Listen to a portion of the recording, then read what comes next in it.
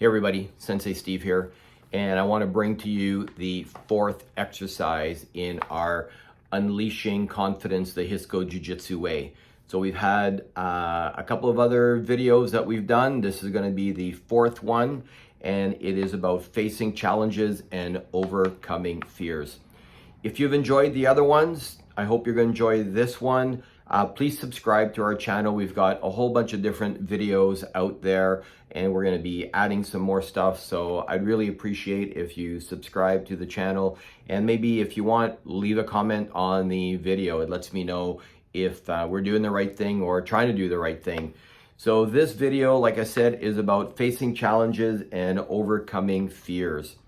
Fear of failure or rejection can be a huge thing in a kid or a teen's life, especially when we're trying to do new things. And we see that when we have new people coming to the dojo. They're very hesitant, right? It can be a overwhelming experience. And we tell them that, look, just walking through the door is that number one challenge has already been accomplished. So, fear, anxiety, trying new things is huge for kids and teens. So we want them to understand that setbacks, failure is just a natural part of life. Look, we can't be good and awesome at everything we do. We need to work at it. So sometimes we're going to fail, but it's what happens when we fail. Do we come back and try even harder? So this exercise is called a fear exposure. And you're going to see that some of it is very similar to the SMART exercise, that's setting realistic goals that we did. So this exercise is designed to help our teens identify and overcome fears and challenges by taking small, manageable steps. So this process, again, is meant to help them build confidence and see that it is possible to overcome a fear and move on to bigger things. So how we're going to start is by discussing the concept of fear and how it sometimes can hold us back from doing things that we really want to do. And it could be anything, right? It could be anything. So we want to have a discussion with them how fear impacts our lives and how, if we're afraid of something, we're always going to be held back. So we need to kind of break that down. We want them to understand that it's normal to feel some level of anxiety. It's normal to feel fear, especially when we're looking at big challenges. We're going to ask them to think about a fear or a challenge that they would like to overcome and encourage them to choose something that is realistic. So same thing when you think back to the setting realistic goals, something that is, realistic. For us at the dojo right now, we have some black belt gradings that are coming up. And I know that some of the kids are a little bit anxious, maybe a little bit scared, but is making them understand, look, you've done all of these other belt tests to get here. We've prepared you. Now this is the ultimate challenge, but you're already 90% there.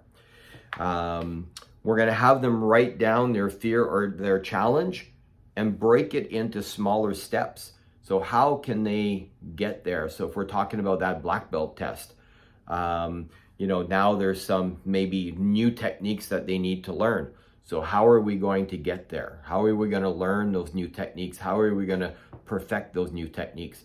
Might be a little bit more practice, right? It might be targeted practice. I'm just going to work on that one thing until I get better at it.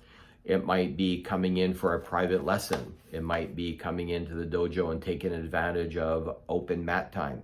It might be watching videos, and it definitely will be practicing those techniques. So all of those small things that they can break down and see kind of that bigger picture at the end, right? Encourage them to start taking these small steps. My son is into soccer. He's taking a big step in the fall. He's moving up in a level with some older kids, still in his age group, but he's kind of the youngest of the group. So how is he going to meet those challenges, right? It's going to have to be some extra practice. So we're going to sit down and discuss and write down some thoughts and ideas on how we can get there. Look, as parents, as coaches, we have to support them. We have to provide encouragement all the way through the process, right? We want them to know that we're behind them, and we want to make sure that we celebrate those little successes that they're making along the way. Help them stay motivated. Once we've gotten there, once we've achieved that goal, it's not done. We need to kind of go back. We need to go back and revisit that fear.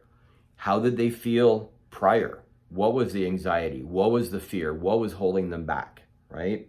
Have a discussion about that. What was their experience moving through all the steps to try and eliminate that fear and anxiety? Ask them to reflect back on that. Tell them, ask them to tell you how they felt during. And now that they've achieved that goal, how do they feel now, right? They should feel very proud of themselves. We should be celebrating that they've achieved what they were wanting to do, big or small, right? And discuss how those small successes lead to bigger challenges. We discussed in a previous video how competence leads to self-confidence. So all of these things that they're doing to achieve that goal, if it's achieving that junior black belt, right? Or if it's getting better at an activity, or it's speaking in front of our class, whatever it might be, we celebrate those, and then we go back and go, you know what? I did it. I can learn from that experience. I can learn from establishing small goals, right? Establishing kind of those steps to get where we want to be and get there. And by doing that, we should be able to look back and go, you know what? I did it. And that will boost our self-confidence, because now that we know we did it once, we should be able to do it again and again and again. And that's just going to help skyrocket our confidence, right? And like we said, self-confidence is a superpower, right? We want our kids to have that superpower of self-confidence. So in this exercise, we talked about overcoming our fears and a process on overcoming our fears. I hope it's a worthwhile exercise.